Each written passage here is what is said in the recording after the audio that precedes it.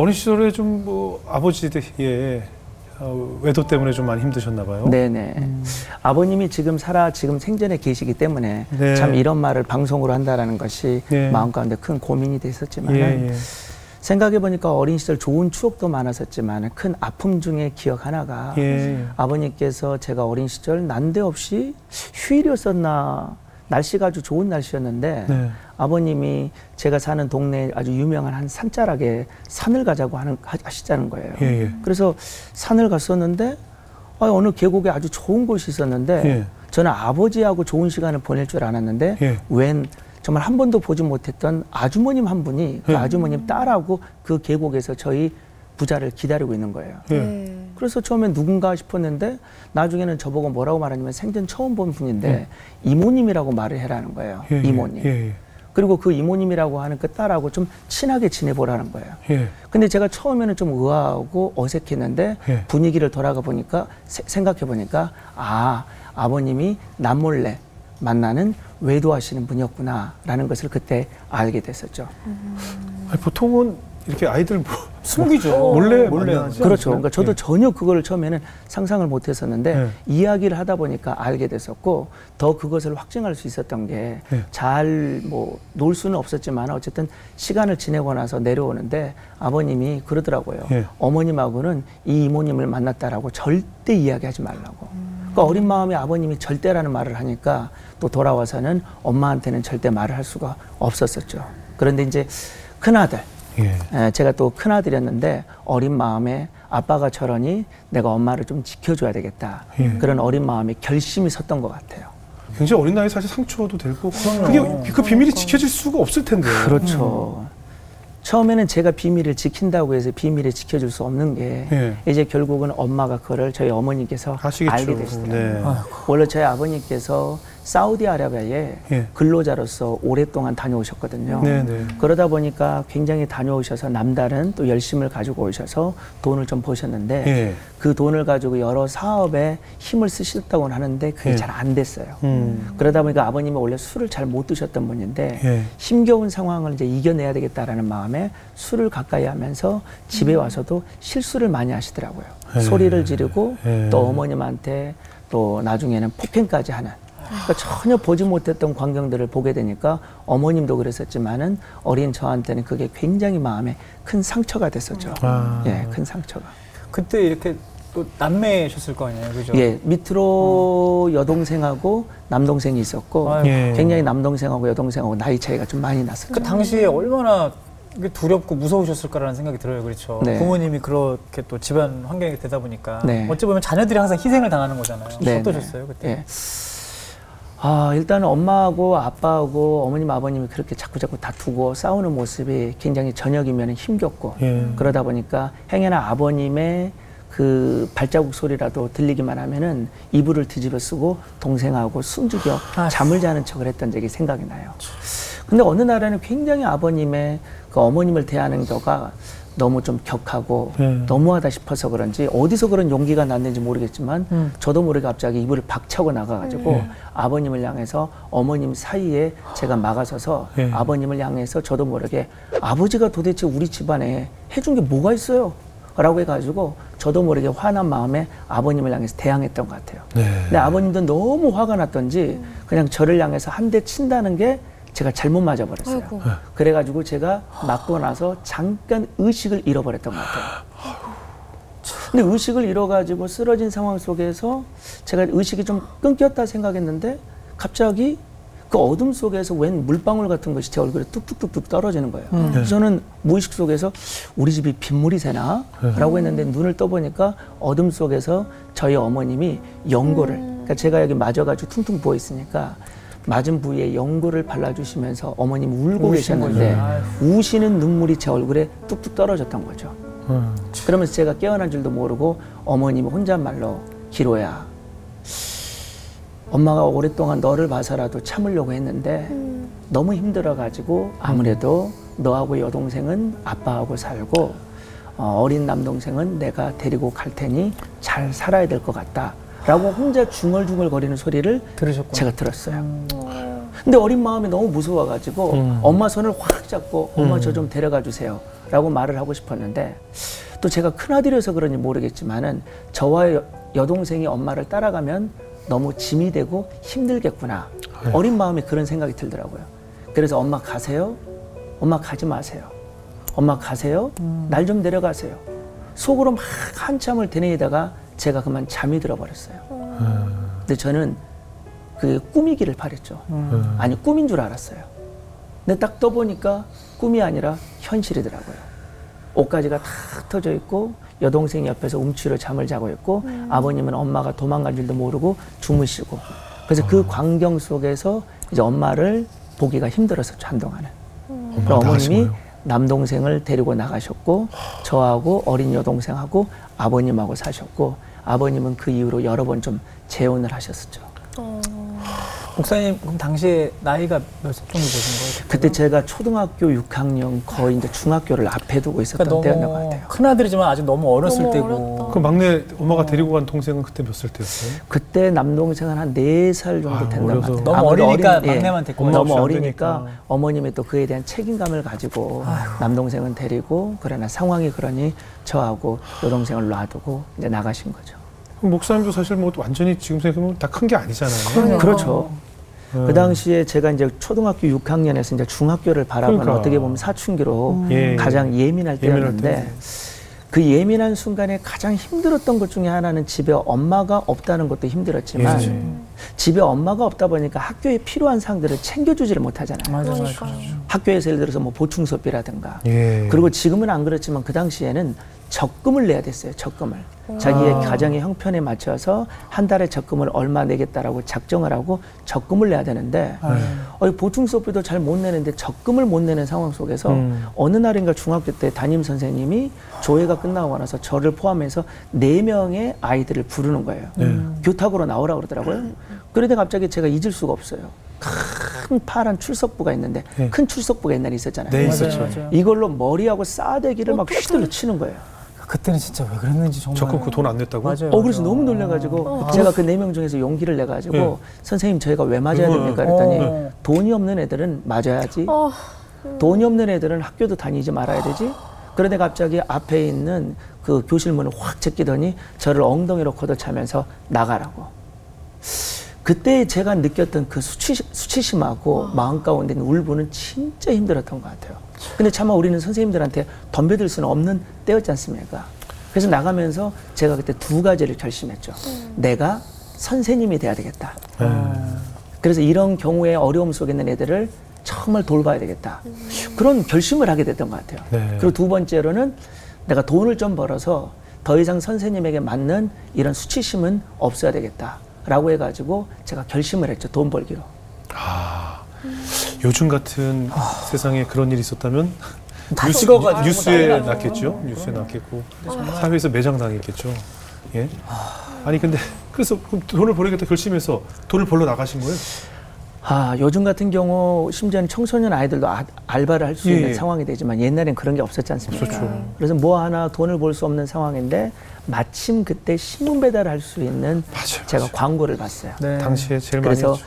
조선일보 그 신문사를 찾아가 가지고 제가 중학교 때 신문 배달하기를 원합니다 라고 해가지고 바로 다음 주부터 신문을 배달해서 처음에 250부 정도를 시작해서 나중에는 340부까지 날랐었죠. 아이고. 학교를 다니면서. 근데 그게 굉장히 힘들었던 게 일단 새벽에 일어나야 되잖아요. 새벽 3시 반 정도에 일어나야 되는데 알람을 맞춘다고 해도 제가 보니까 깜빡깜빡한 거예요. 중학교 때 잠이 많지 않습니까? 참 깊이 들면 그래서 고민되다가 그래도 남다른 책임감이 있어서 그런지 그 신문사의 총무 아저씨한테 부탁을 했어요. 마침 저희 집 앞으로 이분이 자전거를 타고 지나가거든요. 그래서 낮은 담벼락에다가 제가 못을 하나 박아놓고 긴 끈을 그 못에다가 묶어놓고 묶이지 않는 끈을 제 방으로 가져와서 제 발에다가 묶어놓고 제가 잠을 잤어요. 그러면 이분이 한 새벽 3시 반 정도 그 담벼락을 지나다가 묶여져 있는 끈을 풀어가지고 확 당겨요. 그러면 이게 알람이 되는 거죠. 그러면 제 다리가 막 흔들거리면서 제가 이걸 쭉쭉 당기면은 그분 이제 일어났다 해가지고 제가 그렇게 어린 나이에. 근데 이게 무슨 6.25 때 얘기가 아니, 목소리 너무 젊어 보이시는데. 아니, 진짜 대단하시다. 그러니까요. 그랬었죠. 어머나. 아니, 그러면은 그 이후로는 이제 어머니랑은 아예 연락이 안 되셨던 거예요? 그러니까 만나보신 적이 없는 거예요? 그러진 않죠. 사실 워낙 좋은 어머니이신데 상황이 어렵고 하다 보니까 떠나가셔야만 했다는 것을 저는 인정을 하고 있고. 네. 근데 어머님이 이제 어느 연락처도 모르고. 네. 근데 꼭 놀랍게도 1년에 한 번. 언제 어느 때인지는 몰라요. 정해진 날짜는 없고 전화번호도 모르니까. 그럼 1년에 한 번이면은 제가 학교에서 보충 수업을 꼭 할 때쯤이면 찾아오세요. 그래 찾아오시면은 선생님이 야 박기로 네 엄마 오셨다 해가지고 그때 보충 수업을 빠지고 어머님하고 밖에 나가서 어머님과 함께 식사를 하고 나면은 어머님 꼭 예쁜 봉투에다가 용돈을 주면서 식당에서 항상 헤어졌죠. 근데 제 마음 가운데 크게 마음에 슬픔이 있었던 게 헤어질 때 보면은 꼭 어머님이 등을 안 보이세요. 항상 저보고 먼저 가라고. 저는 이제 어린 나이에 엄마 먼저 가세요라고 말하면은 어머님이 절대 먼저 가지 않는 거예요. 그러면서 저보고 먼저 가라 해서 제가 한 번이 코너길에서 돌아가는 척 하다가 숨어서 잠깐 어머니를 뒤에서 봤는데 어머님이 주저앉아 울고 계시더라고요. 그러니까 그런 어머님을 보면서 비록 저를 떠나간 듯 했지만 어머님의 그 심정은 항상 저를 향해 있다는 마음에 오히려 그게 큰 위안이 됐던 것 같아요. 아니 어머니께서 얼마나 어린 자녀들을 두고 나가셨던 게 마음을 밟히셨겠어요. 그렇죠. 근데 이제 뭐 아버지도 계셨었지만 특히 마음을 의지하지는 못하셨을 것 같은데 주변에 이렇게 특별히 마음을 의지할 수 있는 어른들이 좀 계셨을지가 궁금해요. 근데 그게 제가 예수님을 만날 수 있는 어떤 준비된 마음이었던 것 같아요. 무슨 말이냐면 마음이 가난할 수밖에 없었던 게 일단 부모님과의 관계 속에서 그 마음이 너무 어려웠었고 그리고 신문 배달을 하면서도 너무 힘들었던 건 뭐냐면은 지금이야 신문 배달을 할 때 다 온라인으로서 자동이체라지 않습니까? 근데 저희 때는 그런 게 없었어요. 다 받으러 다녀야 되는 거예요. 지로용지를 가지고 학교가 끝나고 나면은 그 몇천 원 안 되는 가지고 제가 250부, 340부 정도 날랐다 했지 않습니까? 그 집을 다 찾아다닌 거예요.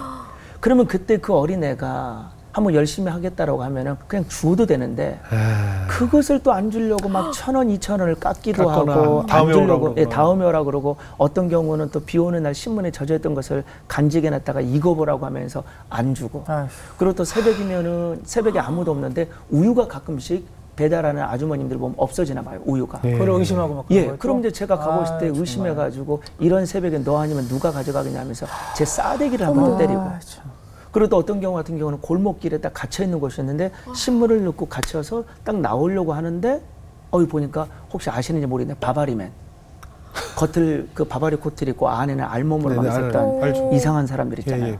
막 그런 변태적인 행위들을 막 하는 경우들을 새벽에 막 또 목격하게 되고 남자애한테도 보여줘요? 그러니까 그런 부분들이 그러니까 대부분 뭐 여학교 앞이나 여성들 너무너무 충격적이어가지고 사실 새벽에 신문 배달을 하면서도 힘들기도 했었지만 그것이 어느 누구에게도 의지할 수 없었던 것이 마음의 큰 고통이었던 것 같아요.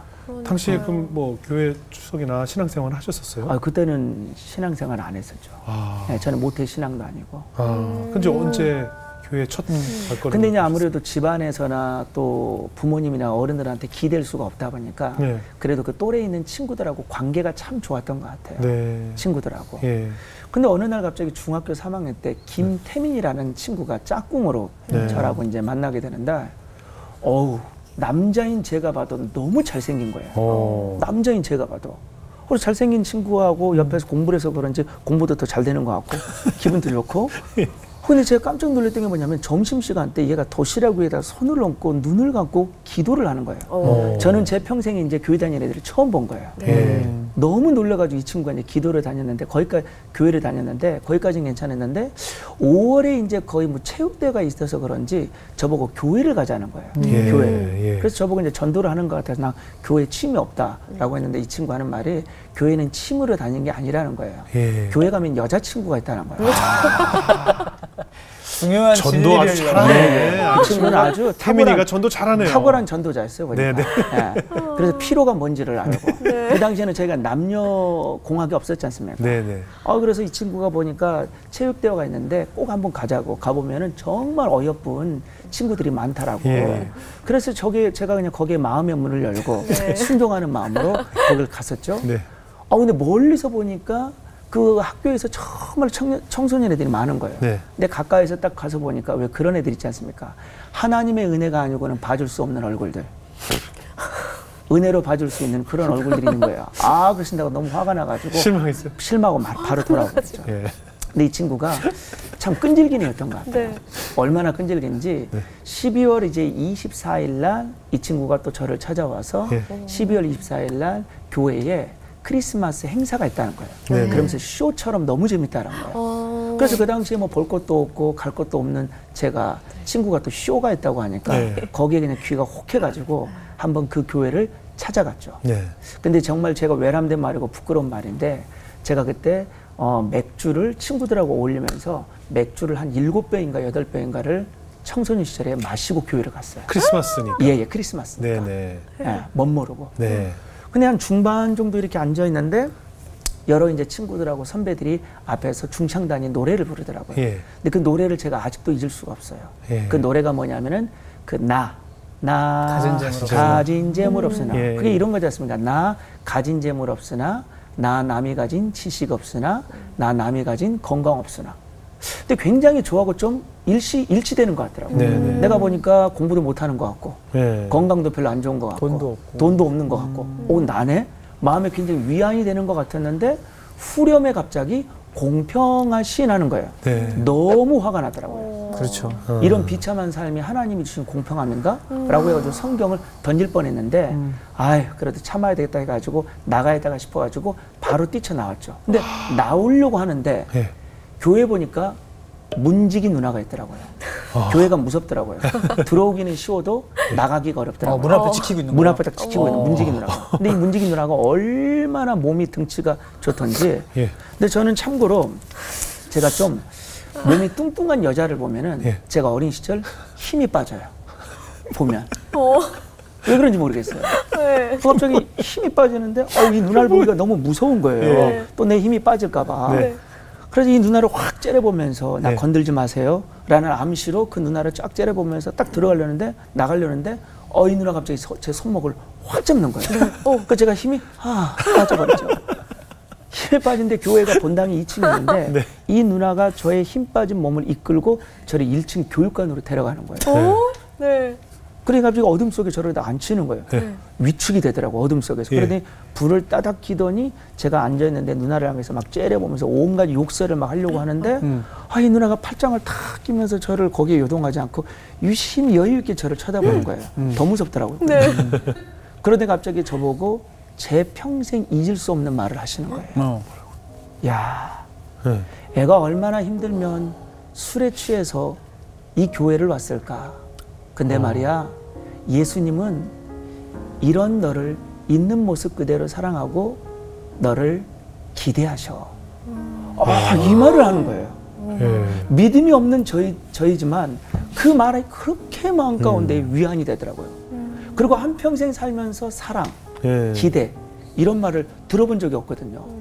이 마음 가운데 갑자기 뜨거움이 자리 잡는데 추운 겨울에 저도 모르게 눈물이 막 글썽글썽 할 것 같으니까 그 누나를 뿌리치고 됐어요 하면서 바로 뿌리치고 나갔는데 그때 그 마음 가운데 후련한 마음을 잊을 수가 없어서 저도 모르게 친구 태민이를 통해 가지고 그 다음 주에 교회를 나가게 됐었고 한 2년 정도를 그저 습관적으로 그러나 친구들과 교회에 있는 많은 이들의 사랑을 받았던 그런 관계를 하다가 고등학교 2학년 때 수련회 가가지고 예수님을 인격적으로 만나게 됐죠.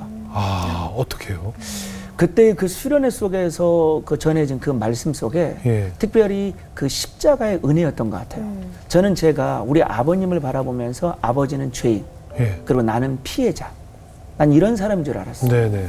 근데 예수 그리스도의 그 십자가의 은혜 앞에 나를 비춰보니까 나라는 사람도 죄인인가를 알게 되었고 아버지와는 내가 다를 바가 없는 사람이구나 라는 것을 알게 되면서 그때 죄를 고백하면서 예수님을 영접하게 됐죠.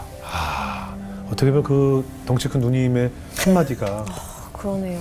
내 인생을 붙잡아 주신 거네요. 아, 정말 그러더라고요. 그렇죠. 그러니까 삶의 변화라는 것은 단순히 강대상에 있는 말씀 전하시는 목사님은 뭐 말할 것도 없겠지만 일상의 그 은혜로 살아가는 한 분 한 분들의 권면과 사랑과 격려를 통해서 하나님이 정말 일하심을 제가 몸소 경험할 수 있었던 것 같아요. 지금 궁금해요. 아버지하고의 관계가 또 어떠신지. 아, 그렇죠. 사실 결혼을 했음에도 불구하고 아버님의 관계가 잘 좁혀지지는 않았던 것 같아요. 예수를 믿음에도 불구하고 노력은 했지만 어디까지나 인간적인 노력이었던 것 같아요. 근데 제가 잊을 수 없는 때가 있었는데 전주 신흥고등학교에서 3일간 제가 이제 부흥회를 했어요.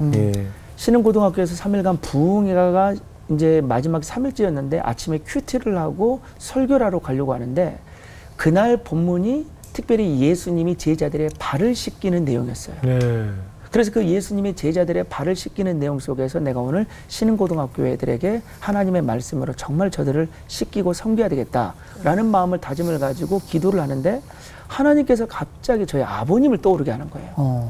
그러면서 이 신흥고등학교의 집회가 끝나고 나서 전주니까 저희가 집이 광주거든요. 그래서 광주에 계신 아버님을 찾아가라는 마음속에 하나님이 강한 부담을 주시는 거예요. 근데 그냥 찾아가지 말고 가서 꼭 아버지에게 등산화를 하나 사줘라. 이런 마음 가운데 부담을 주는 거예요. 세족식을 연상하면서. 그래서 처음에는 굉장히 외면하고 싶었죠. 끝나고 바로 가고 싶었고 피곤한데 굳이 내가 뭐 아버지한테 또 가서 뭐 어떤 마음을 말할까. 근데 하나님께서 마음에 워낙 강하게 부담을 주셔가지고 순종하는 마음으로 아버님을 찾아뵙고 아버님한테 등산을 하나 사주겠다니까 아버님이 너무 놀라시더라고요. 아버님 깜짝 놀라더라고요. 아버님이 그래도 혼자 울적할 때마다 등산을 하셨는데 마침 등산화가 다 떨어졌다는 거예요. 마타라서. 그래가지고 등산화를 하나 사줬는데 아버님이 저보고 함께 낮은 언덕이지만 등반을 하자는 거예요. 근데 순간 저는 등반을 하자는 마음에 좀 마음이 상했어요. 왜냐하면 옛날 그때 외도했던 그때가 갑자기 딱 떠오르는 거예요. 그 이후로는 저희 아버님하고 제가 등산해 본 적이 없거든요.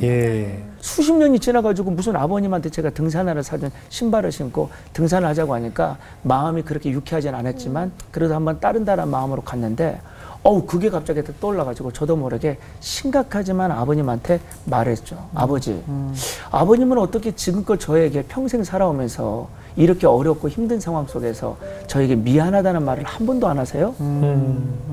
제가 단도직입적으로 물어봤죠. 근데 아버님이 갑자기 하늘을 쭉 쳐다보더니 말을 잊지 않더니 갑자기 저보고 그렇게 말하시더라고요. 미안하다고.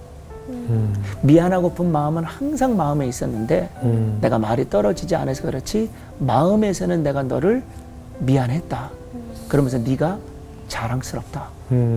그러면서 아버님이 눈물을 글썽하시는 거예요. 들으면서 처음 뵀죠. 처음 봤죠. 그러니까 제가 갑자기 너무 저도 미안해지더라고요. 이런 아버님의 중심을 몰랐고 그래서 안 되겠다 싶어가지고 기회가 되는 것 같아서 그때 아버님한테 제가 전도폭발 훈련에서 받은 훈련을 가지고 아버님을 그 자리에서 제가 복음을 전했고 아버님이 그때 복음을 받아들이면서 영접을 했었죠.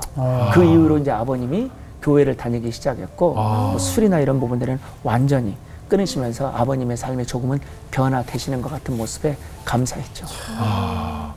그럼 어떻습니까? 청소년 사역도 하셨으니까 또 아버지와의 관계는 그렇지만 이제 밑으로 흘러내릴 자식들과의 관계도 있잖아요.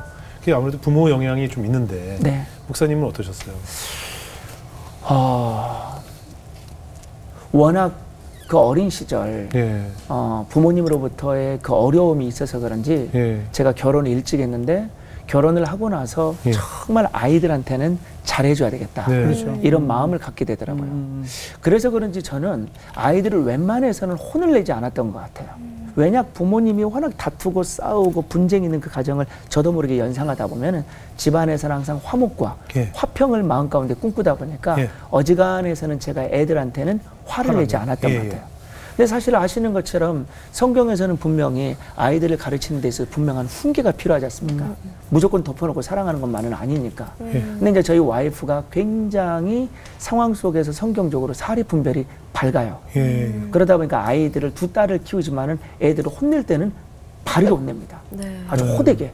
그러면 그 혼내는 광경을 상황 속에서 좀 지켜봐야 되는데 저도 모르게 그 혼내는 그 혼나는 아이의 모습을 보면서 저를 투영해요. 내가 투영하죠. 그렇죠. 저도 모르게 내가 투영해 나는 거죠. 그리고 우는 아이의 모습을 보면 아버지 앞에서 혼나서 울고 있는 제 모습이 떠오르는 거예요. 그러면 저도 모르게 제가 참다가 저희 와이프한테 그러지 말라고 막아선다든가 나중에는 그것이 거절을 받게 되면은 저도 모르게 화를 낸다든가 그러면 화를 내면은 또 저희 와이프하고 또 다투게 되고 다투게 나면은 또 제 자신을 또 자학하게 되고 질책하게 되고 고민하게 되고 막 그런 경우들이 있었던 것 같아요. 근데 이제 그럼에도 불구하고 참 감사했던 거는 행여나 그런 경우들을 애들한테 비추어주면은 애들 앞에 그거를 숨기지는 않았던 것 같아요.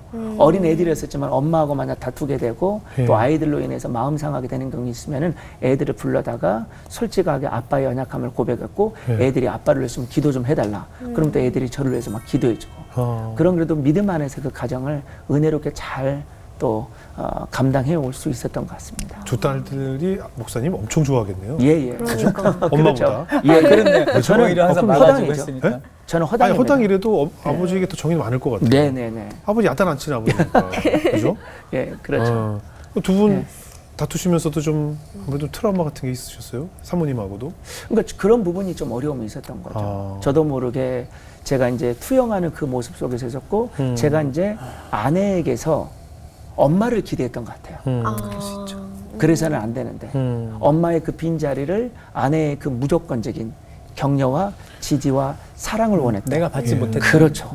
그러다 보면은 아내가 어떤 불편한 모습을 보였을 때는 그것이 제 마음 가운데 나를 꼭 무시하는 것 같고 나를 외면하는 것 같은 그런 부분들이 굉장히 있었고 신혼 초에는 이게 내 문제가 아니라 아내의 문제였나? 라고 생각을 했는데 이제 시간이 지나면서 복음의 은혜 안에서 저를 직면했을 때 이게 내 안에서 아직 회복되지 못했던 내 연약함이고 아내의 문제가 아니었다는 것을 인정하게 됐었죠. 원래 다 집들마다 보니까 엄마들이 더 야단 많이 쳐요. 아빠들보다. 그렇지 않아요? 엄마들이 더 야단 많이 쳐요. 아빠들은 공부도 하다고 안 하고 엄마들이 공부를 아빠가 공부하는 아빠가 어디 있어요? 그래서 와이프가 오히려 상황 속에서 그런 저와 두 딸 사이에서 지혜롭게 잘 권면해주고 또 상황 속에서 분별력 있게 잘 감당해줘서 지금의 딸들이 그래도 잘 자랄 수 있었던 것 같습니다. 지금 아버지 어머님은 어떠세요? 저희 아버님 같은 경우는 지금은 대장암 3기로 계셔요. 그리고 어머님은 파킨슨병으로 인해서 지금 좀 어려움이 있으시고. 물론 따로 계시고요. 지금 따로 계시고. 그래서 어머님은 파킨슨병의 참 힘겨운 상황 속에서도 그래서 감사한 것은 아들이 비록 과거에 믿음이 없었음에도 불구하고 목사로서 평생을 하나님 앞에 드린다라는 그 모습 앞에 어머님도 믿어야 되겠다라고 해가지고 예수님을 영접하시고 병상 중에도 교회를 나갈 수 없는 불편한 상황이지만은 우리 기독교 방송을 통해서 말씀 듣고 마음에 또 하늘나라를 사모하고 계시고 그리고 아버님 같은 경우는 또 얼마 전에 대장암 3기로 인해서 어려움 속에서 지금 요양병원에서 지금 치료의 과정이 있죠. 근데 참 그렇더라고요. 제가 참 또 한 번 이렇게 말한다는 것이 너무 부끄럽지만 이렇게 병약한 중에 있는 아버님을 딱 대하면은 좀 더 그 아버님에 대한 안타까운 마음속에 잘 섬겨드려야 되는데 젊은 날에는 정말 아버님으로부터 뭐 하나 도움받지 못했다가 외람된 말이지만 아버님께서 이제 노년에 대장암 3기로 인해서 저의 꼭 도움을 필요로 한 상황이 되어버리니까 제 마음 가운데는 처음에는 이제 내가 나이 들어가지고 또 아버님을 돌봐야 되나? 이런 또 못된 마음이 있는 게 참 사람의 마음이더라고요. 그럴 때마다 너무 하나님 앞에 죄송스럽고 그러면 다시 한번 십자가의 은혜 앞에 나아가 또 회개하면서 이런 제 자신을 돌아보면서 아버님한테 다시금 또 복음의 은혜로 나가려고 하는 그런 결심을 하고 있는 과정입니다. 어머님 참 평생 고생만 하시다가 그렇죠.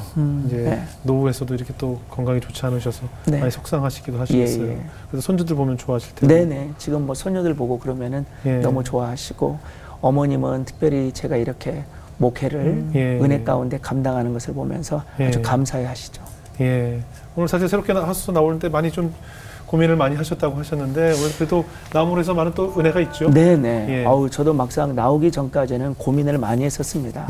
왜냐하면은 이제 새롭게 교회를 부임한 상황 속에서 내가 굳이 지나왔던 삶의 아픔과 예. 어떻게 보면 연약한 모습을 드러내는 것이 사람들에게 있어서 은혜가 된다고는 하지만 때로는 그게 동정이 되고 때로는 연약한 모습이 비춰졌을 때 내가 과연 목회하는 내 모습이 어떻게 비춰질까. 이게 이제 나이가 들다 보니까 또 그런 마음 가운데 있는 두려움이 있더라고요.